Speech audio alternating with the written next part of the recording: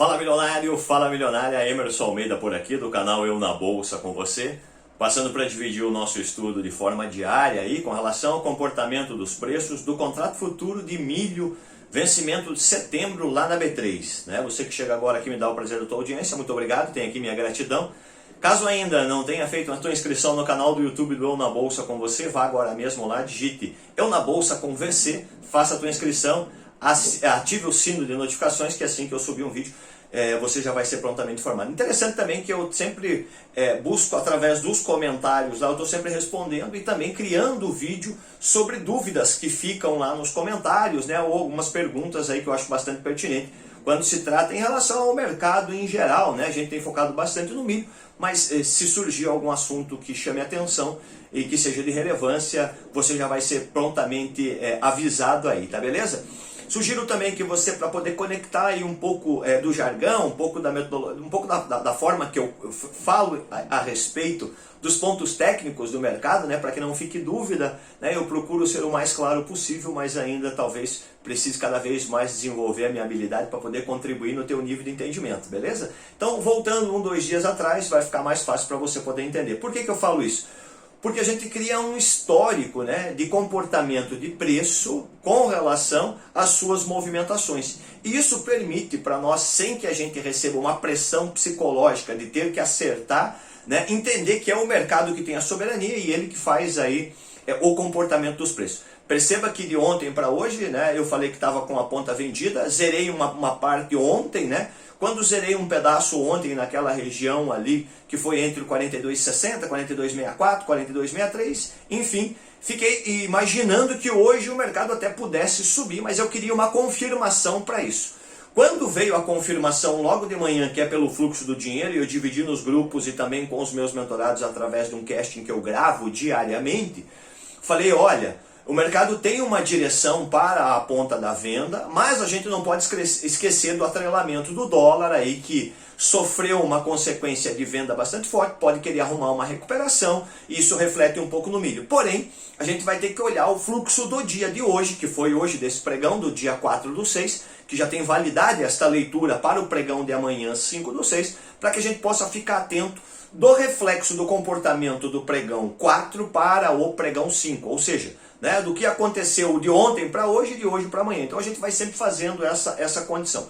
No pregão de ontem, a gente viu o fechamento no 42,84, né, o mercado fechou naquela região do 42,84, e para hoje gerava uma expectativa para a continuidade do movimento da baixa, né? Eu zerei uma parte da minha posição e aí hoje olhei essa indicação dando reforço para a ponta de baixa, só chamando a atenção na seguinte situação, olha, sobre o volume financeiro de ontem, de 63 milhões, não teve participação de grandes players se afirmando na ponta vendedora. Teve uma pequena parcela de players que venderam, né, na contrapartida outros que compraram, mas os que venderam ainda se sobressaem sobre quem comprou. Porém, não é um número muito expressivo.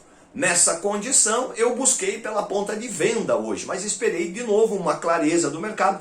O meu fluxo do dinheiro acima da região do 42,70 mostrava um pouco mais de força compradora, né? Eu tentei vender na região do 43,30 por não acreditar ainda por causa do contexto do dólar. Tive que colocar esse fator aí nas minhas operações agora. Fazia muito tempo que eu não fazia essa atrelação de leitura junto com o dólar, por ele estar tão atrelado com o comportamento do milho. Então, preferi correr esse risco, tive que dar aderência, né, aceitação sobre essa interpretação. Isso para mim é um fator, não é que seja um fator novo, mas dos últimos 2 anos aí, eu nunca tinha visto o mercado tão atrelado, de milho tão atrelado com o comportamento do dólar. A gente sabe que tem um reflexo, mas muito mais próximo do vencimento de setembro, seria o caso. Mas, como a gente está vendo o que está acontecendo, tem que aceitar e evoluir no nível de conhecimento. Então, sobre essa condição, preferi ainda contrariar o meu fluxo do dinheiro, que passou com uma disputa hoje favorável para o lado comprado, depois da gente ter visto aí uma aceleração na movimentação de venda e respeitar um número muito importante ontem, que foi o 42,70, né? Lembra desse 42,70? No vídeo de ontem eu reforço essa condição. Então, a gente viu ontem o fechamento, 42,84, ele já já tinha feito lá uma região mais baixa ontem, a mínima, inclusive o mesmo preço de hoje, 42,56, ontem repetiu hoje de novo. Abriu hoje 42,88, fechou 42,84, abriu 42,88. Quando abriu nesse patamar de preço, logo depois veio uma movimentação para baixo no 42,56. Eu falei, opa, o vendedor vai se estabelecer aí. Aí na primeira puxada na região que eu tinha aqui como referência para mim, na casa do 42,90, 43,05, vendi nessa região do 42,90 e tentei vender mais a 43,33, 32 lá, mas não consegui, a máxima pegou 43,29. Então sigo vendido, de olho, aumentei de novo a minha posição na ponta vendida, mas de olho no stop. Eu tenho que aceitar o stop porque eu não sei se de repente vem uma circunstância de recuperação no dólar e que pode fortalecer o milho. Então por essa condição que eu fiz essa mescla aí do operacional hoje, olhando para o lado do dólar aí, tá beleza? Então, sobre essa condição, a gente viu o mercado, depois de fazer aquela região do 42,88, 42,56 de mínima, foi até 43,29 e fechou no 43,13. Como é que ficam os números então?